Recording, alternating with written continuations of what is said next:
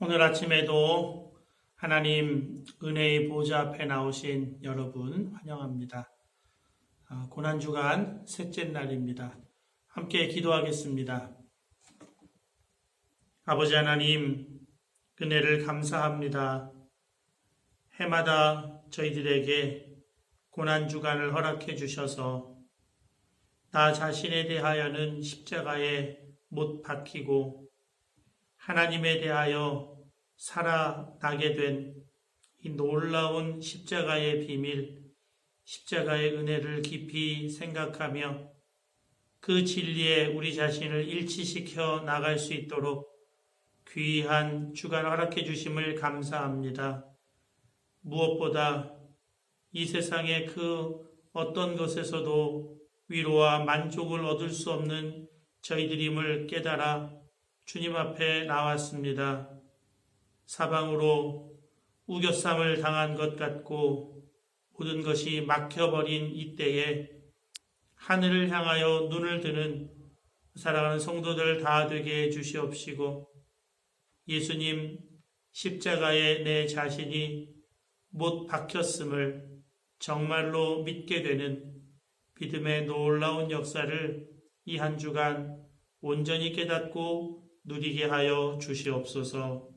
주 예수님의 이름으로 기도하옵나이다. 아멘. 찬송가 575장 함께 찬송하겠습니다. 찬송가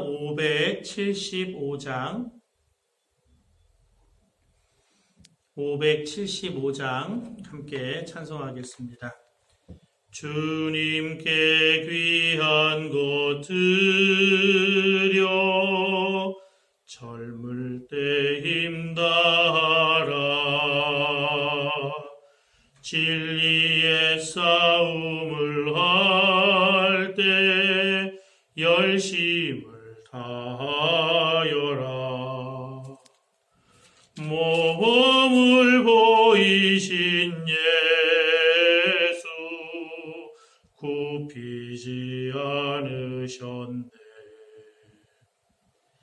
너희는 충성을 다해 주님을 섬기여라.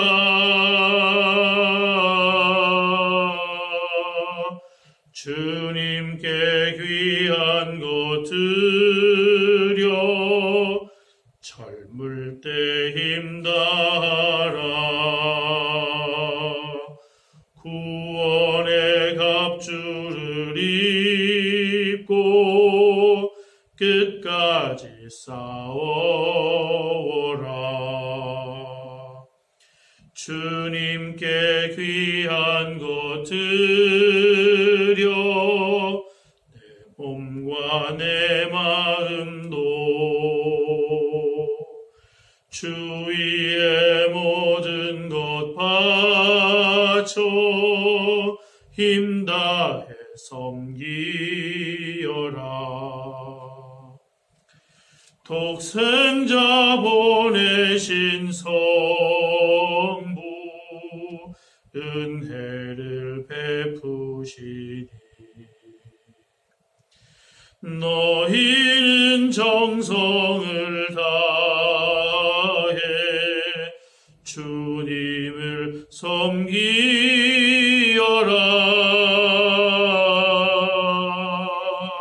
주님께 귀한 것 드려 젊을 때 힘다하라. 구원의 갑주를 입고 끝까지 싸워라. 우리의 귀한 것 모두 주님께 바치어도 그 귀한 생명을 주신 주은혜 못 갚겠네. 하늘의 영광을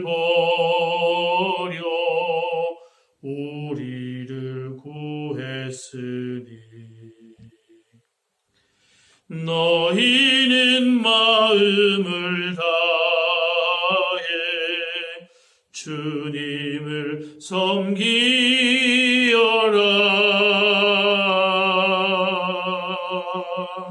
주님께 귀한 것 드려 젊을 때 힘다하라.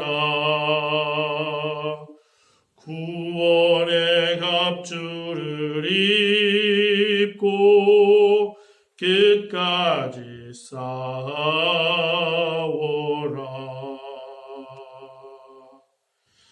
아멘. 오늘 아침 함께 보실 하나님의 말씀은 먼저 잠언 8장 말씀입니다.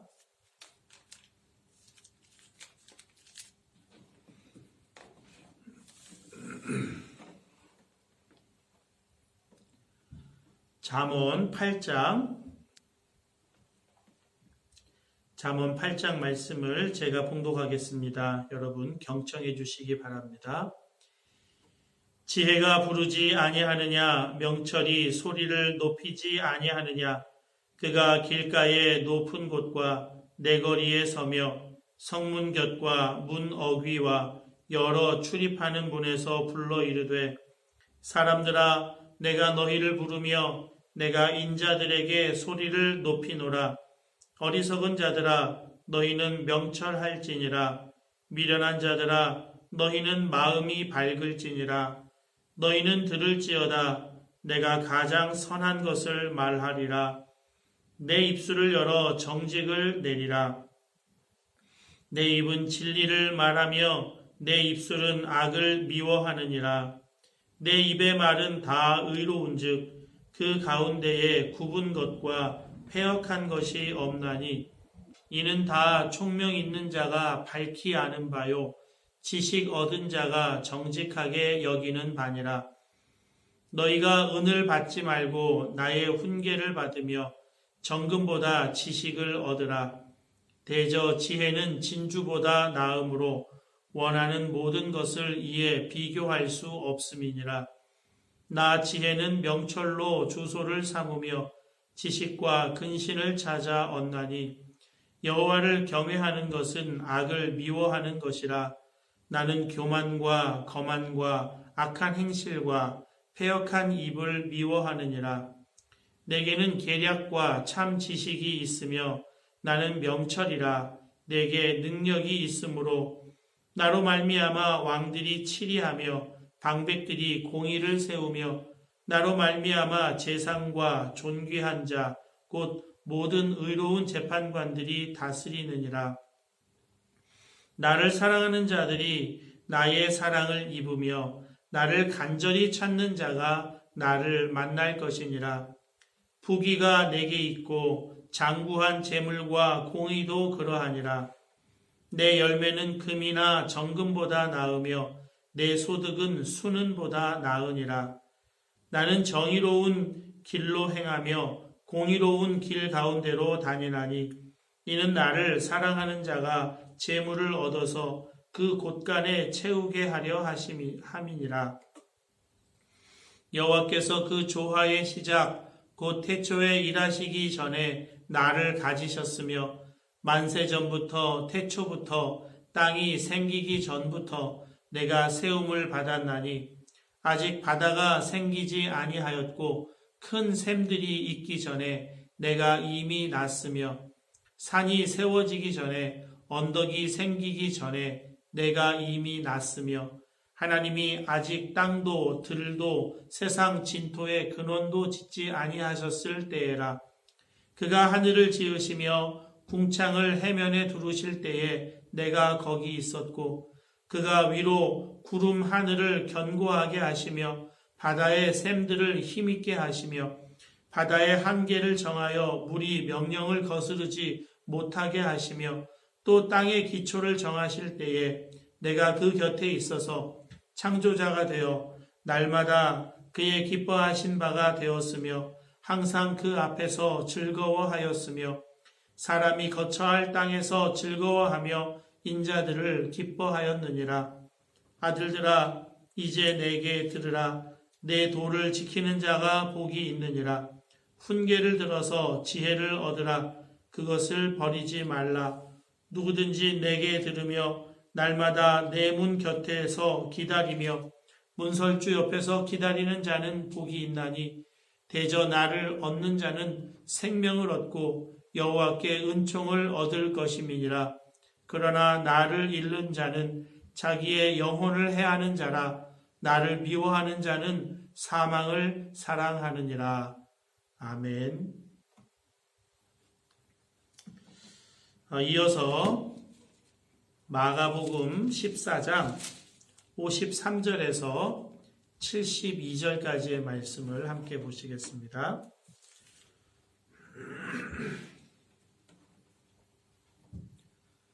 마가복음 14장 53절에서 72절 말씀입니다. 제 말씀을 봉독하겠습니다. 여러분 눈으로 함께 읽어주시기 바랍니다. 그들이 예수를 끌고 대제사장에게로 가니 대제사장들과 장로들과 서기관들이 다 모이더라. 베드로가 예수를 멀찍이 따라 대제사장의 집들 안까지 들어가서 아랫사람들과 함께 앉아 불을 쬐더라. 대제사장들과 온 공회가 예수를 죽이려고 그를 칠 증거를 찾되 얻지 못하니 이는 예수를 쳐서 거짓 증언하는 자가 많으나 그 증언이 서로 일치하지 못함이라. 어떤 사람들이 일어나 예수를 쳐서 거짓 증언하여 이르되 우리가 그의 말을 들으니 손으로 지은 이 성전을 내가 헐고 손으로 짓지 아니한 다른 성전을 사흘 동안 지으리라 하더라 하되 그 증언도 서로 일치하지 않더라. 대제사장이 가운데 일어서서 예수에게 물어 이르되 너는 아무 대답도 없느냐? 이 사람들이 너를 치는 증거가 어떠하냐 하되 침묵하고 아무 대답도 아니하시거늘 대제사장이 다시 물어 이르되 내가 찬송받을 이의 아들 그리스도냐? 예수께서 이르시되 내가 그니라. 인자가 권능자의 우편에 앉은 것과 하늘 구름을 타고 오는 것을 너희가 보리라 하시니 대제사장이 자기 옷을 찢으며 이르되 우리가 어찌 더 증인을 요구하리요? 그 신성 모독하는 말을 너희가 들었도다. 너희는 어떻게 생각하느냐 하니 그들이 다 예수를 사형에 해당한 자로 정죄하고 어떤 사람은 그에게 침을 뱉으며 그의 얼굴을 가리고 주먹으로 치며 이르되 선지자 노릇을 하라 하고 하인들은 손바닥으로 치더라. 베드로는 아랫뜰에 있더니 대제사장의 여종 하나가 와서 베드로가 불 쬐고 있는 것을 보고 주목하여 이르되 너도 나사렛 예수와 함께 있었도다 하거늘 베드로가 부인하여 이르되 나는 내가 말하는 것이 무엇인지 알지 못하고 깨닫지도 못하겠노라 하며 앞뜰로 나갈새 여종이 그를 보고 곁에 서 있는 자들에게 다시 이르되 이 사람은 그 도당이라 하되 또 부인하더라. 조금 후에 곁에 서 있는 사람들이 다시 베드로에게 말하되 너도 갈릴리 사람이니 참으로 그 도당이니라. 그러나 베드로가 저주하며 맹세하되 나는 너희가 말하는 이 사람을 알지 못하노라 하니 닭이 곧 두 번째 울더라. 이에 베드로가 예수께서 자기에게 하신 말씀 곧 닭이 두 번 울기 전에 내가 세 번 나를 부인하리라 하심이 기억되어 그 일을 생각하고 울었더라. 아멘. 이제 마가복음 14장 53절에서 72절까지의 말씀을 여러분 각자가 한 5분 정도 다시 읽으시면서 하나님 음성에 귀를 기울이시겠습니다.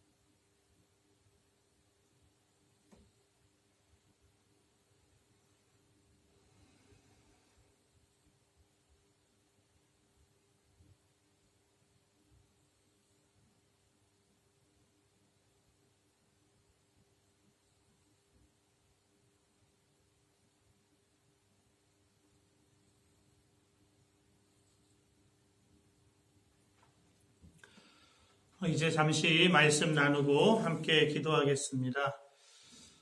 오늘 마가복음 14장 53절에서 72절은 아주 대조되는 두 장면을 담고 있습니다. 예수님께서 겟세마네에서 대제사장의 하인들에 의해 붙들리게 됩니다. 제자들은 다 도망가 버리고 예수님 홀로 대제사장의 관저로 끌려가서 이제 재판을 받게 되고요. 베드로가 멀리서 예수님을 지켜보기 위해 예수님을 따라가서 그 관저의 뜰에서 재판 받으시는 예수님을 먼 발치에서 보고 있는 장면을 대조하여 보여주고 있습니다. 이 말씀을 통해서 예수님이 온유하신 예수님, 겸손하신 예수님이시라는 것을 우리가 발견하게 되고요. 베드로에게서 교만한 사람의 모습을 또한 발견하게 됩니다. 겉모습으로만 보면 예수님은 재판 받으실 때 무척 당당한 모습, 담대한 모습, 고개를 꼿꼿이 세우고 계시는 그런 모습으로 보여서 오히려 예수님이 좀 교만해 보이기도 합니다. 베드로는 무척 약해져서 부끄러운 모습, 그래서 오히려 겸손한 모습을 보여주는 것 같지만 사실은 정반대라는 것을 우리가 이 말씀을 통해서 알게 됩니다. 예수님 대제사장에게 끌려가서 불법적인 재판을 받고 계십니다.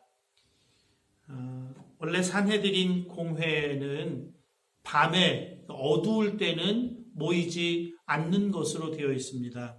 그런데 예수님 밤에 어두울 때 산헤드린 공회에 끌려와서 재판을 받고 있습니다. 불법적인 재판이죠. 또한 증인들을 세워서 예수님을 죄를 정하려고 합니다. 그런데 증인들의 증언이 계속 엇갈립니다. 본래 유대인 율법에 증인은 두 사람이어야 합니다. 그러니까 같은 증언을 하는 두 사람이 있어야 죄를 정할 수가 있습니다. 그런데 두 사람의 증인이 없어요. 증언이 서로 엇갈립니다. 그러니까 예수님에게는 어떠한 죄도 물을 수가 없다는 것을 이들이 재판하면서 알게 됩니다. 그럼에도 불구하고 대제사장이 예수님의 죄를 정하기 위하여 예수님께 질문을 합니다. 60절, 61절입니다. 대제사장이 가운데 일어서서 예수에게 물어 이르되 너는 아무 대답도 없느냐? 이 사람들이 너를 치는 증거가 어떠하냐 하되 침묵하고 아무 대답도 아니하시거늘 대제사장이 다시 물어 이르되 내가 찬송받을 이의 아들 그리스도냐? 예수님께서 대제사장의 질문, 이 증인들의 증언에 대해 할 말이 없느냐? 여기에 대해서는 예수님이 침묵하십니다. 그런데 대제사장이 다시 찬송받을 이의 아들 그리스도냐라고 물을 때 예수님께서 이에 대해서는 대답을 해주십니다. 62절입니다. 예수께서 이르시되 내가 그니라. 인자가 권능자의 우편에 앉은 것과 하늘 구름을 타고 오는 것을 너희가 보리라 하시니. 정말 진리를 말씀해 주고 계십니다. 불법적으로 재판하고 있고 불법적인 증인들을 세워서 예수님을 어찌하든지 죄를 정하려고 하는 그들에게도 예수님은 진리를 말씀해 주고 계십니다. 예수님 자신이 어떠한 분이신지를 밝히 말씀해 주고 있습니다. 복음을 여전히 선포하고 계시고 복음을 끝까지 전해 주시려는 것입니다. 여기에 대해서 대제사장이 이렇게 반응합니다. 63절, 64절입니다. 대제사장이 자기 옷을 찢으며 이르되 우리가 어찌 더 증인을 요구하리요? 그 신성 모독하는 말을 너희가 들었도다. 너희는 어떻게 생각하느냐 하니 그들이 다 예수를 사형에 해당한 자로 정죄하고. 예수님이 행한 일에 대하여 죄를 물을 수 없게 되자 대제사장은 예수님의 진리의 말씀을 정죄의 기회로 삼아서 예수님을 죽이려고 합니다. 사형에 해당한 자로 그렇게 판결을 내립니다. 진리의 말씀을 들어도 그 말씀을 사람을 해칠 기회로 삼고 있는 이 악한 사람들에게 예수님께서는 끝까지 진리의 말씀을 전하시고 증언하시고 하나님의 나라에 대해서 가르쳐 주고 계시는 것입니다. 어떤 때는 침묵하시고 어떤 때는 말씀하시고 여러분 예수님께서 이 땅에 오셔서 하시는 모든 일은 예수님 스스로 하는 일이 아니라고 밝히신 바가 있으십니다. 요한복음 5장 말씀인데요. 요한복음 5장 19절입니다. 그러므로 예수께서 그들에게 이르시되 내가 진실로 진실로 너희에게 이르노니 아들이 아버지께서 하시는 일을 보지 않고는 아무것도 스스로 할 수 없나니 아버지께서 행하시는 그것을 아들도 그와 같이 행하느니라. 예수님께서 제자들에게 끌려갈 때에 어떻게 해야 되는지를 말씀해 주고 계신 적이 있습니다. 마가복음 13장 11절이죠. 사람들이 너희를 끌어다가 넘겨줄 때에 무슨 말을 할까 미리 염려하지 말고 무엇이든지 그때에 너희에게 주시는 그 말을 하라. 말하시는 이는 너희가 아니요 성령이시니라. 예수님이 하신 이 말씀 그대로 하고 계시는 거예요. 예수님이 그냥 예수님 자의로 판단해서 대응을 하시는 것이 아니라 그 불법적으로 행하고 있는 그 죄악이 가득한 불법적인 재판의 현장에서도 예수님은 계속해서 아버지께서 행하시는 것을 보고 행하기로 합니다. 그리고 스스로 말하려 하지 않으시고 성령께서 주시는 마음과 생각을 따라 말씀을 하고 계시는 거예요.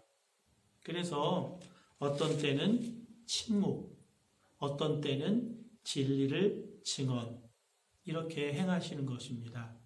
여러분, 이것이 겸손이고 온유입니다. 예수님께서 마태복음 11장 28절에서 30절에 이렇게 말씀하셨죠. 수고하고 무거운 짐진 자들아 다 내게로 오라. 내가 너희를 쉬게 하리라. 나는 마음이 온유하고 겸손하니 나의 멍에를 메고 내게 배우라. 그리하면 너희 마음이 쉼을 얻으리니 이는 내 멍에는 쉽고 내 짐은 가벼움이라 하시니라. 마음이 온유하고 겸손하니 하셨습니다. 하나님의 말씀, 하나님의 뜻에 예수님 자신이 계속 조종해 갑니다. 이것이 부드러움이에요. 고집스럽지 않고 완악하지 않아요.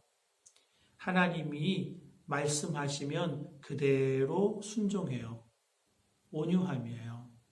그리고 겸손함이죠. 내 뜻대로 하려고 하지 않아요. 내가 주장하려고 하지 않아요. 이것이 겸손이죠.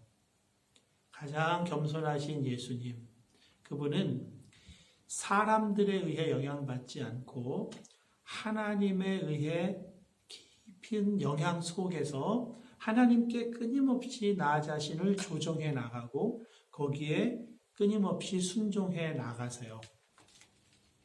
때로는 침묵으로, 때로는 발언함으로, 자의로 하지 않고 아버지께서 하시는 것을 보고 행해 나가시는 겁니다. 여러분, 이것이 예수님과 함께 멍에를 함께 매는 사람들의 겸손과 온유함입니다. 나를 예수님께 예속시키는 것입니다. 결속시키는 겁니다. 그래서 예수님이 어디로 가든지 그 길을 따라가는 거죠. 온유와 겸손입니다. 반면에 베드로에게서는 교만의 모습이 있습니다. 베드로가 아랫뜰에서 예수님 재판받는 장면을 엿보고 있을 때 여종 하나가 와서 이렇게 말합니다. 67절이죠. 베드로가 불 쬐고 있는 것을 보고 주목하여 이르되 너도 나사렛 예수와 함께 있었도다 하거늘. 예수님과 함께 있었던 사람, 예수님 편, 이렇게 몰아붙이자 베드로가 부인합니다. 그러면서 어디로 갑니까? 68절 베드로가 부인하여 이르되 나는 내가 말하는 것이 무엇인지 알지 못하고 깨닫지도 못하겠노라 하며 앞뜰로 나갈세.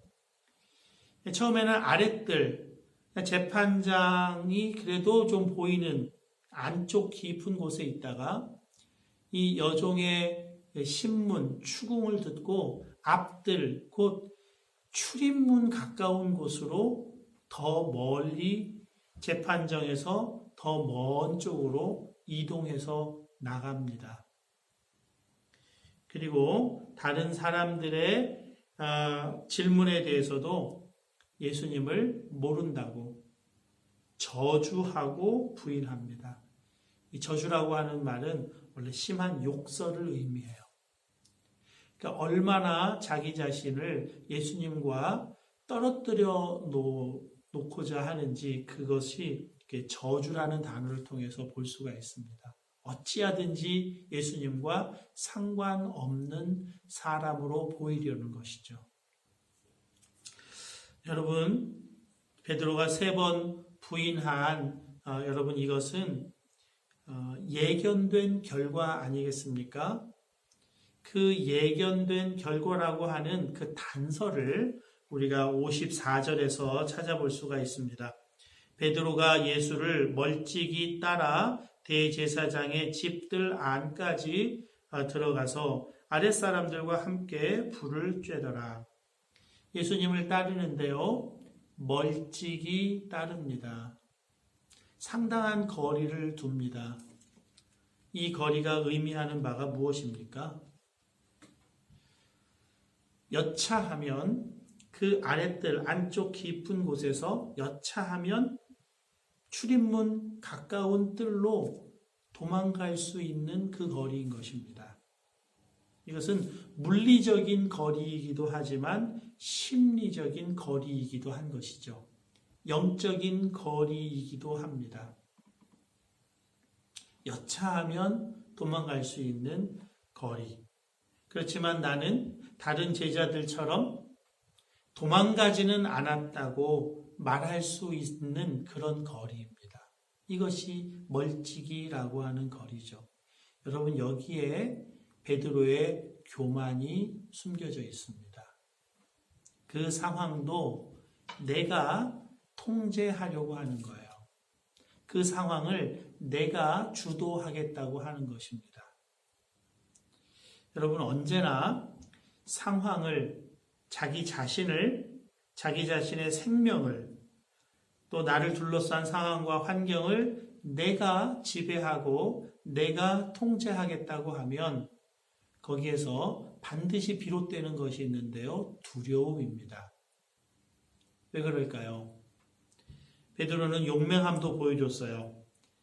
하인의 귀를 칼로 자르는 용맹함도 보여줬습니다. 한순간 두려움에 빠져요. 나 자신이 이 상황과 환경, 나 자신의 생명 통제하고 지배할 능력이 없다는 걸 스스로가 알아요. 나의 잠재의식이 알고 무의식이 알아요. 그래서 두려워지는 거예요. 염려가 생기는 겁니다. 하나님께서 교만을 가장 싫어하셔요. 교만의 죄를 가장 싫어하십니다. 왜냐하면 우리를 너무나 사랑하시기 때문에 그렇습니다. 교만하면 염려, 두려움, 걱정, 근심에 깊이 빠져서 하나님 형상대로 창조받은 피조된 그 피조물로서의 그 영광과 그 충만함과 기쁨을 다 상실하고 염려와 두려움과 걱정 속에 빠져서 시간도 허비하고 생명도 허비하며 살기 때문에 그런 것이에요. 교만하니까 그 꼴보기 싫어. 그런 게 아닙니다. 교만은 인생을 황폐하게 만드는 지름길이기 때문에 하나님이 그 교만을 그렇게 싫어하세요. 미워하십니다. 인간은 언제든지 하나님을 떠나려고 해요. 시편 2편 말씀이죠. 어찌하여 이방 나라들이 분노하며 민족들이 헛된 일을 꾸미는가. 세상의 군왕들이 나서며 관원들이 서로 꾀하여 여호와와 그의 기름 부음 받은 자를 대적하며 우리가 그들의 맨 것을 끊고 그의 결박을 벗어버리자 하는도다.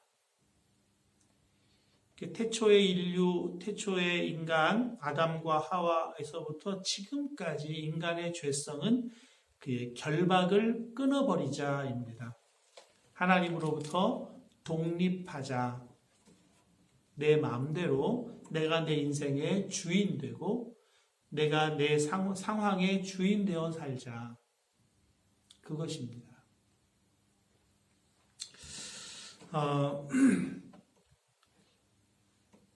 엘리자베스 퀴블러 로스라는 분이 계세요.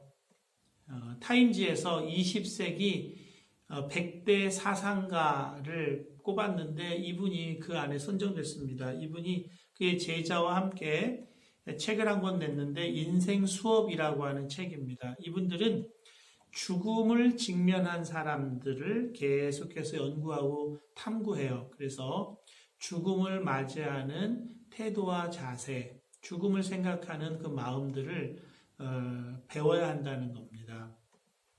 근데 그 서문에 엘리자베스 퀴블러 로스가 직접 경험한 일을 다루고 있는데요. 고속도로로 달려가다가 정체 상황을 맞이합니다. 그래서 정체되어서 서서히 그 정체의 꼬리에 뒤에 갔는데 자기 뒤로 백미러로 이 정체 상황을 눈치채지 못한 과속으로 달려오는 차를 목격합니다. 그 차가 자신의 차에 정면으로 충돌할 것처럼 그렇게 보여요. 그래서 충돌되면 큰 사고가 일어난다는 것을 직감합니다. 그런데 그때 운전대를 놓습니다. 운전대를 붙들질 않고 그때 당시 상황에서는 이렇게 도망갈 수도 없고 그냥 충돌될 수밖에 없는 상황인데 운전대를 놔요. 그리고 정말 큰 충격과 함께 충돌이 일어나죠. 깼는데요. 전혀 다치질 않았어요. 왜 그럴까요? 운전대를 놨기 때문입니다. 운전대를 꼭 쥐고 이 상황을 내가 어떻게든 이겨보리라, 견뎌보리라 하고 꽉 쥐고 있으면 다치죠. 몸이 경직되니까. 그런데 상황에 자신을 맡겨요. 그럴 때 전혀 다치지 않고 살아나는 놀라운 기적을 경험합니다. 예수님께서 그 상황에 자신을 맡겨요. 그 상황을 스스로 통제하거나 예수님 자신이 예수님의 주인이 되려고 하지 않으시고 주인이신 하나님 아버지만 바라보시고 성령님만 계속해서 주목하시면서 그 상황에 자신을 던지세요. 맡기세요. 가장 겸손한 모습이고 가장 온유한 모습입니다. 베드로는 운전대를 꼭 쥔 사람처럼 자기가 자신의 인생의 주인이 되려 하고 마음의 주인 되려 하고 상황과 환경 속에서 자신이 어떻게든 컨트롤 해보려고 하다가 염려, 두려움, 걱정, 두려움에 깊이 빠지게 됩니다. 예수님 우리에게 말씀하십니다. 수고하고 무거운 짐진 자들아 다 내게로 오라. 나의 멍에를 메고 내게 배우라. 예수님께 결속시키라는 거예요. 예속시키라는 겁니다. 그 결박을 끊어버리려 하지 말고 멍에를 메라 하십니다. 그리고 온유함과 겸손함을 배워가라. 그때 참 쉼이 있어요. 영혼의 만족이 있습니다. 이 고난주간에 우리가 이것을 배워갔으면 좋겠습니다. 예수님의 멍에를 함께 메는 거예요. 십자가를 지고 가는 겁니다. 나 자신에 대하여 죽고 하나님에 대하여 사는 것입니다. 내 죄에 대하여 죽고 하나님의 영광에 대하여 사는 것이죠. 예수님께 온전히 나를 결속시키는 것, 결박하는 것, 예수님 24시간 바라보는 것입니다. 이 고난주간에도 예수님 24시간 바라보고 예수님께 나를 결속시켜서 참된 쉼을 발견하고 깨닫게 되는 저와 여러분 되실 수 있기를 바랍니다. 함께 기도하겠습니다. 이 땅을 고쳐 주시옵소서. 의료진들 하나님 지켜 주시옵소서. 이 땅에서 격리 생활하고 있는 우리 사랑하는 지체들, 교우들 하나님 위로하시고 평강의 평강으로 함께하여 주시옵소서. 한국 귀국해서 격리 생활하고 있는 우리 교회 지체들 하나님 지켜주시고 평강으로 함께해 주시옵소서. 손문성 선교사님 위해서 계속 기도해 주시고요. 또 여러분 각자의 기도 제목으로 기도하시다가 자유롭게 일어나겠습니다. 함께 기도하겠습니다.